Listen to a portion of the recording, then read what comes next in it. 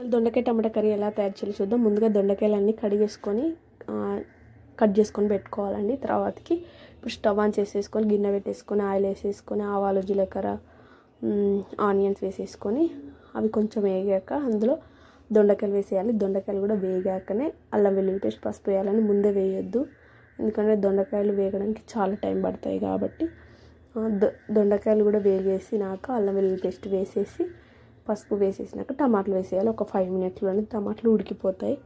అవి కూడా ఉడికేసాక కారం ఉప్పు వేయడమే. టేస్ట్ మటుకు చాలా అంటే చాలా బాగుంటుందండి. ఇలా సింపుల్గా చేసేసుకోండి, ఓకేనా? అలానే మన ఛానల్ని కొత్తగా ఎవరైనా చూసిన వాళ్ళైతే ఖచ్చితంగా సబ్స్క్రైబ్ చేయండి. ప్లీజ్ ఫ్రెండ్స్, వీడియోలు చూస్తున్నారు కదా, సబ్స్క్రైబ్ ఎవరు చేయట్లేదు, ఖచ్చితంగా సబ్స్క్రైబ్ చేయండి. అలానే నా వీడియోకి ఒక లైక్ కూడా వేసి వెళ్ళండి ఖచ్చితంగా, ఓకేనా?